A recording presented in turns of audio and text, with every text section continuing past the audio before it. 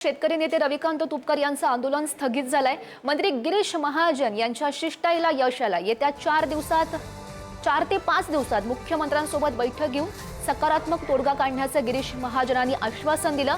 अधिवेशनाच्या दरम्यान मुख्यमंत्र्यांसोबत चर्चा होणार आहे।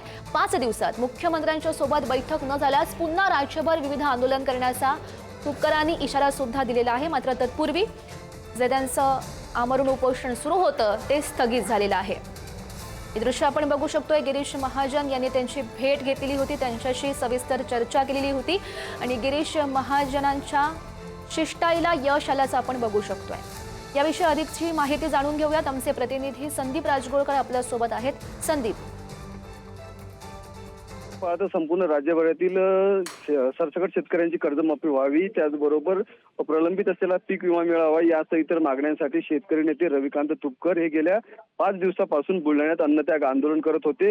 अजूनही त्यांची 5 दिवसापासून सरकारकडून कुठलीही दखल घेण्यात आलेली नव्हती आणि त्यामुळे बुलढाण्यापासून ते मुंबईपर्यंत संपूर्ण राज्यभरात या आंदोलनाची धग पाहायला मिळाली होती।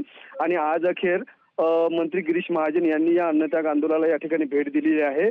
पुढच्या 4 ते 5 दिवसांमध्ये अधिवेशनादरम्यान जे आहे मुख्यमंत्र्यांचा वेळ दिला जाईल आणि समितीसह रविकांत तुपकर यांच्या शिष्टमंडळासोबत चर्चा केली जाईल। या चर्चेतून त्यांच्या ज्या काही शेतकऱ्यांसंदर्भात मागण्या आहेत या मागण्यावर सकारात्मक तोडगा काढला जाईल अशा पद्धतीचं आश्वासन मुख्यमंत्र्यांच्या वतीने गिरीश महाजन यांनी दिलं आणि त्यामुळे त्यांच्या मागण्यांचा मान ठेवत या ठिकाणी जे आहे रविकांत तुपकर यांनी आपला अन्नत्याग आंदोलन स्थगित केलेलं आहे। मात्र 5 दिवसानंतर जर का मुख्यमंत्र्यांसोबत बैठक लागली नाही तर मात्र राज्यभरामध्ये अन्नत्याग आंदोलन नाही मात्र विविध आंदोलन जे आहेत ते केली जातील, शेतकरी रस्त्यावर उतरतील अशा पद्धतीचा इशारा देखील या ठिकाणी रविकांत तुपकर यांनी दिलेला आहे। सध्या जर पाहिलं तर गिरीश महाजन यांच्या शिष्टाईला आपल्याला यश आल्याचं पाहायला मिळतंय।